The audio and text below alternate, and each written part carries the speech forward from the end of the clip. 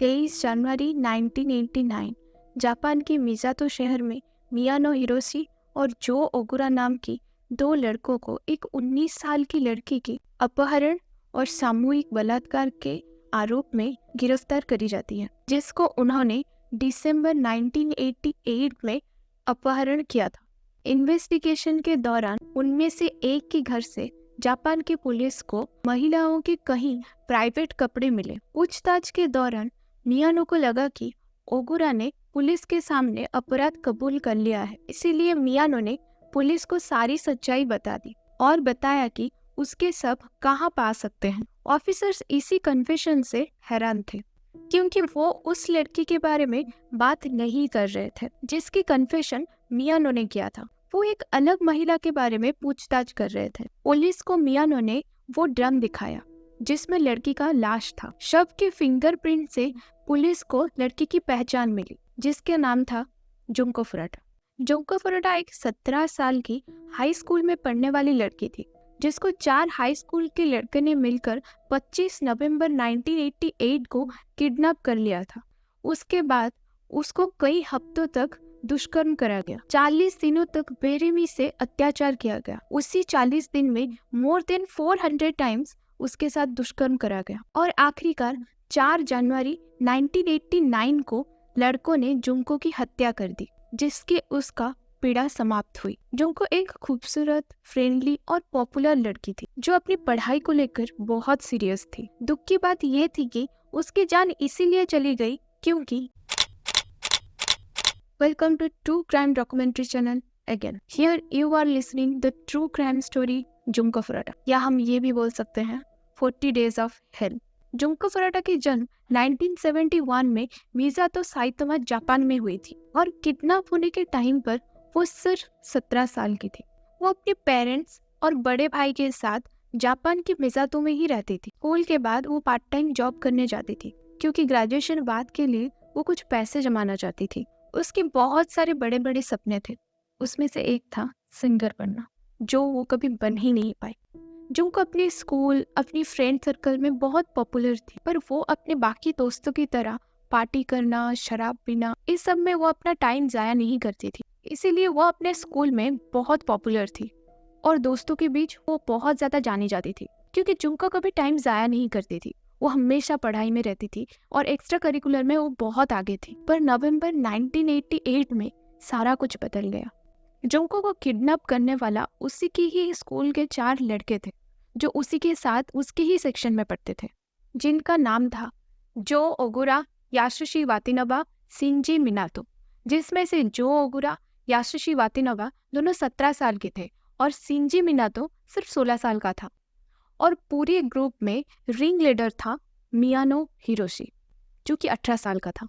मियानो का बचपन से ही एक प्रॉब्लमेटिक बिहेवियर का इतिहास रहा था, जैसे दुकान से सामान चुराना, स्कूल की संपत्ति को नुकसान पहुंचाना, ऐसे कई सारे अपराध वो सालों से करता आ रहा था। मियानो एक गैंग ज्वाइन करा, उसके बाद उसके अपराध और भी ज्यादा बढ़ने लगे, जिसके वजह से उसकी गर्लफ्रेंड उसके साथ छोड़ देती है। मीना तो अपने गर्लफ्रेंड के साथ लिव इन रिलेशनशिप में रह रहा था, जो कि यासुशी वातानाबे का बड़ी बहन थी।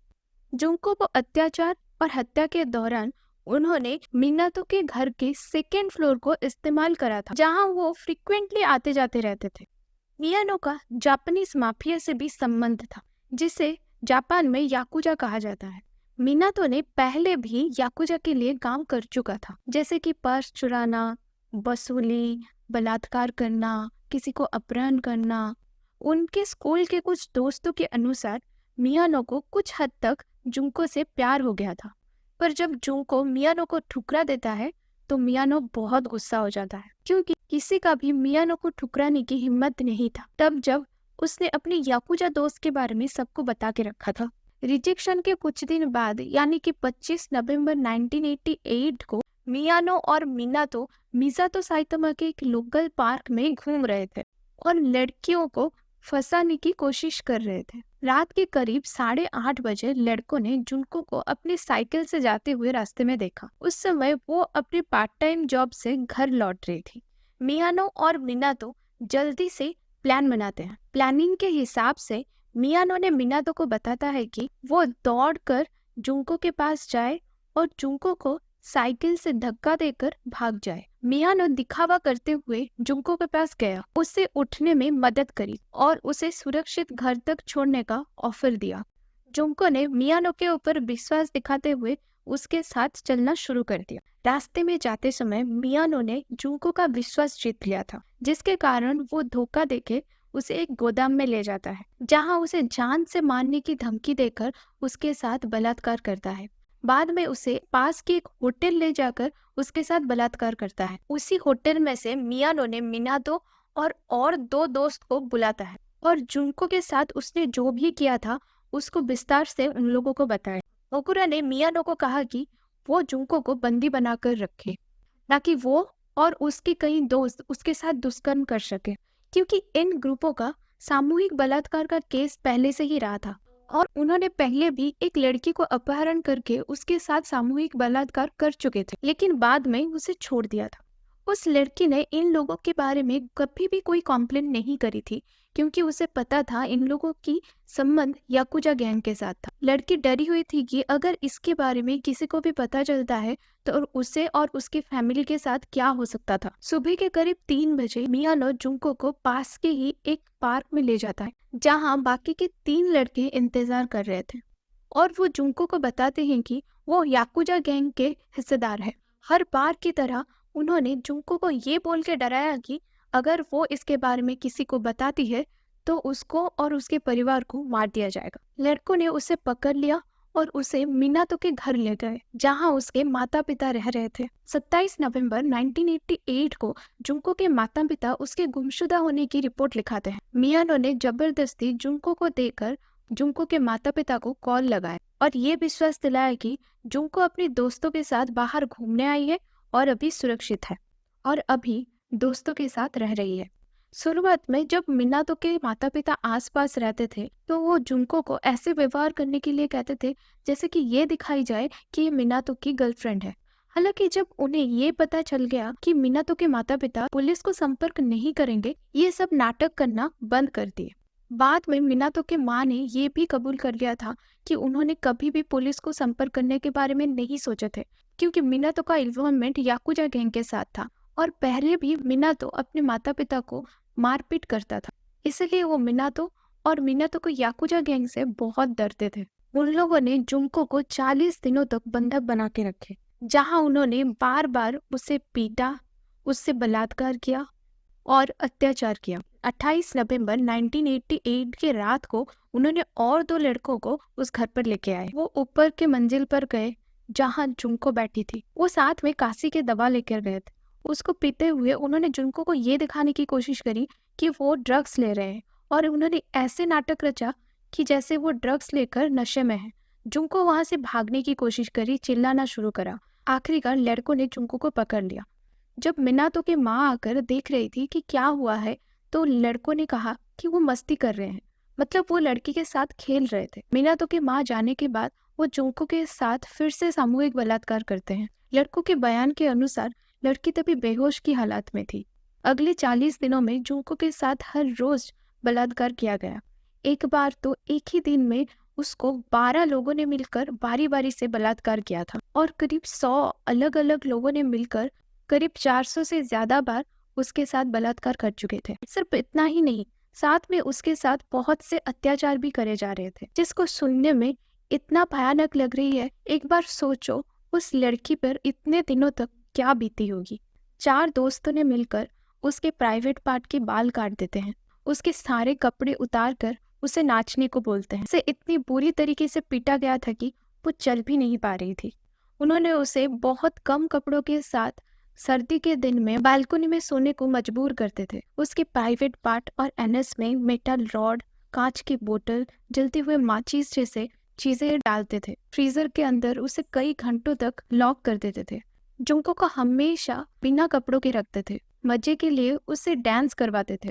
उन्होंने उससे बहुत ज्यादा पानी, दूध और अल्कोहल पिलाते थे। एक समय ऐसा आया कि वो शराब क्या, वो पानी भी नहीं पी पा रही थी और उल्टी कर देती थी। जुंको को जबरदस्ती पेंट थिनर और एक साथ बहुत सारे सिगरेट खाने को मजबूर करते थे। जुंको ने किसी तरह से एक फोन जुगाड़ कर लिया और इमरजेंसी सर्विस के लिए कॉल लगाया, पर लड़कों ने उसे कुछ भी कहने से पहले ही पकड़ लिया और फोन काट दिया था। और ये सब के लिए भी उसे पनिशमेंट दी गई, उसके पैरों में लाइटर की फ्लूइड डालकर। जब पुलिस ने वापस से कॉल किया तो मियानो ने गलती से लग गया था बोलकर ये बात को टाल देता है। जुंको को फोर्सफुली कॉकरोच खाने के लिए देते थे और यूरिन पीने के लिए भी जबरदस्ती करते थे। अनगिनत बार बुरी तरीके से उसे पीटा गया था, चेहरे को जमीन में दबाकर उस पर कूदा गया था, हाथ को छत पर बांधकर शरीर को पंचिंग बैग की तरह इस्तेमाल करा जा रहा था। उसके चेहरे पर इतनी बुरी तरह से चोट लगी थी कि नाक से खून बह रहे, जिसके वजह से वो सिर्फ अपनी मुंह से सांस ले पा रही थी। उसके स्कल डैमेज होके सिकुड़ गए थे, उसकी ईयरड्रम सीवियरली डैमेज हो चुका था।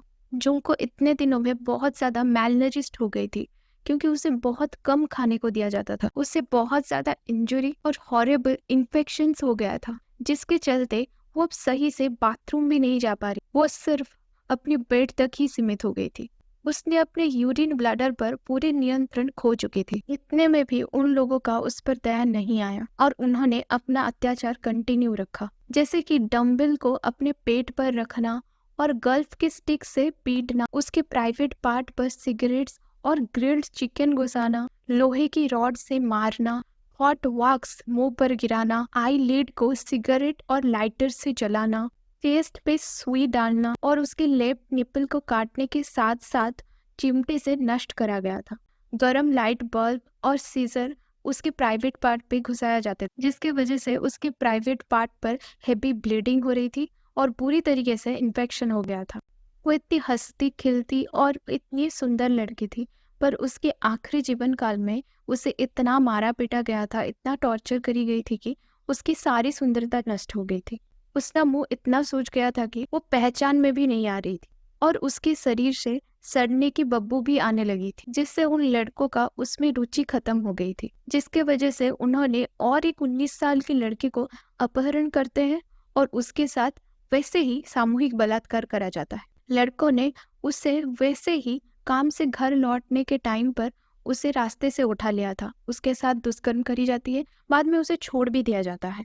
14 जनवरी 1989 को मियानो महाजंग का, जो कि एक जापान का जुआ खेल होता है, उसमें हार जाता है और उसने जुंको पर अपना गुस्सा निकालने के लिए लाइटर फ्लूइड डालकर उसे आग लगा देता है। जुंको ने आग बुझाने की बहुत कोशिश करी, लेकिन आखिरकार वो खुद रिस्पॉन्स देना भी बंद कर देती है।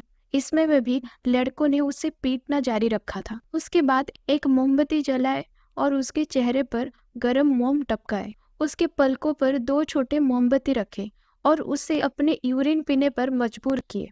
उसे बार बार लात मारने लगे, जिसके वजह से उसके शरीर से बहुत खून निकल रहा था और जले हुए घाव से पानी भी निकल रहा था। इसलिए उन लोगों ने जुंको के हाथों को एक प्लास्टिक की थैलियों में लपेट लिया और उसे पीटना जारी रखा और साथ में कई बार उसके पेट पर एक्सरसाइज बॉल गिराए। ये हमला लगभग 2 घंटे तक चला और आखिरकार उसकी मौत हो गई। हत्या के आरोप में फंसने के डर से लड़कों ने उसके शरीर को एक कंबल में लपेट लिया और उसको एक ट्रैवल बैग में डाल दिया। उसके बाद जुंको के बॉडी को 210 लीटर के एक सीमेंट ड्रम में डालकर सीमेंट डाल दिया गया।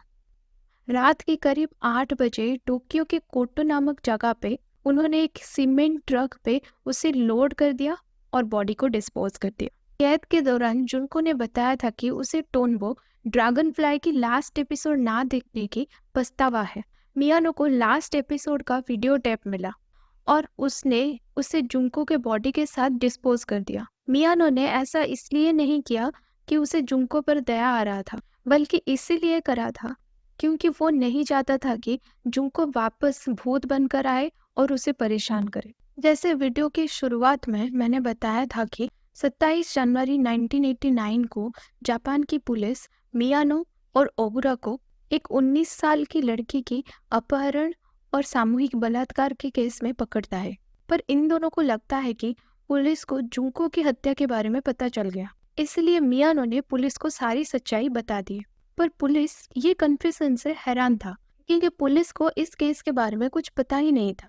मियानो ने पुलिस को वो ड्रम दिखाया जिसमें जुंको की लाश थी 1 अप्रैल 1989 को ओगुरा को एक और बलात्कार के केस में पुलिस पकड़ता है, पर बाद में जुंको की हत्या की चार्जेस भी उस पर लगाए गए। इसके बाद मिनातो और वातिनबा के साथ साथ दुर्व्यवहार और बलात्कार में शामिल बाकी दोषियों को भी पहचान की गई। जुंको के शरीर से मिला डीएनए एविडेंसेस से उसके अपहरण के लिए जिम्मेदार लड़कों के साथ साथ कुछ अन्य अपराधियों की सच्चाई सामने आई। चारों लड़कों ने इतने घिनौना मर्डर करने के बाद जज के सामने हल्की सजा देने की मांग रखी। लड़कों के अनुसार उन्होंने जानबूझकर जुंको को पीटा था, लेकिन उसकी मौत अनजाने में दुर्घटनावश हुई थी। मूल रूप से मुकदमा के दौरान लड़कों की पहचान उनकी कम उम्र के कारण जनता से दूर रखा गया था। अपराध के समय पर सभी माइनर एंड जुवेनाइल्स थे, लेकिन फिर भी उन पर कोई दया नहीं दिखाई गई थी। उनके केस एक एडल्ट की तरह ही लिया गया था। एक जर्नलिस्ट ने गुस्से में आकर सभी के नाम और सभी के परिचय लोगों के सामने रख दिया था। जब जुंको के माँ को उसके ऊपर हुए अत्याचार के बारे में पता चला, वो बेहोश हो गई। उन्हें साइट्रिक ट्रीटमेंट से गुजरना पड़ा। जस्ट इमेजिन हर एंडलेस पेन। अदालत ने 18 साल की मियानो को 1990 में 17 साल की सजा सुनाई, पर मियानो ने अपनी सजा के खिलाफ अपील करी, लेकिन अदालत के निर्णय मियानो के विरुद्ध गया। टोक्यो के हाई कोर्ट ने उसके मूल सजा में और 3 साल अतिरिक्त जोड़ दिए, यानी कि मियानो को 20 साल की सजा सुनाई गई। जो ओकुरा, जो कि सिर्फ 17 साल का था, उसने अपना सारे जुर्म कबूल कर लिया था। इसके वजह से अदालत ने उसे 8 साल की सजा सुनाई। जुंको फुराटा के और एक मुजरिम शिंजी मिनाटो सिर्फ 16 साल का था, पर एक एडल्ट की तरह अदालत में केस लड़ा जाने के बाद उसे 6 साल की सजा सुनाई गई। जब शिंजी मिनाटो ने इस सजा के खिलाफ अपील करी तो 6 साल की सजा को 9 साल कर दिया गया। शिंजी मिनाटो की तरह यासुशी वातिनबा के केस को भी एडल्ट की तरह देखा गया और उसे 4 साल की सजा सुनाई गई और दलील होने के बाद उसे बढ़ाकर 7 साल कर दिया गया। मियानो ने 2009 में अपनी सजा पूरी की और रिहा हो गए। रिहा होने के बाद उसने अपना नाम बदलकर योकोयामा रख लिया और खुद की लाइफ मजे से जीने लगा। मियानो ने खुद को फिर से याकुजा एक्टिविटीज में शामिल कर लिया और 2013 में उसे फ्रॉड के आरोप में फिर से गिरफ्तार कर लिया गया। इसके बाद भी मियानो के ऊपर कोई भी पुलिस केसेस नहीं हुए, उसे छोड़ दिया गया। तब से मियानो एक लग्जरियस लाइफ जी रहा है, महंगे कपड़े और कार का लुत्फ उठा रहा है। मियानो ने खुलकर बताया कि उसकी संबंध क्रिमिनल एक्टिविटीज, अंडरवर्ल्ड और बहुत से पिरामिड स्कीम के साथ है, जहां से उसकी कमाई की बड़े हिस्से आते हैं।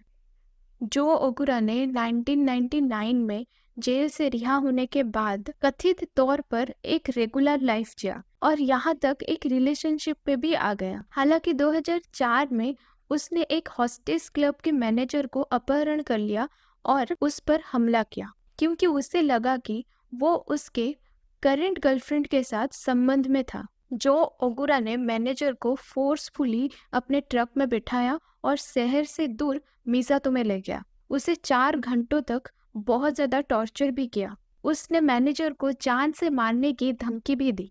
उसके बाद पुलिस अधिकारियों ने जो को अरेस्ट किया।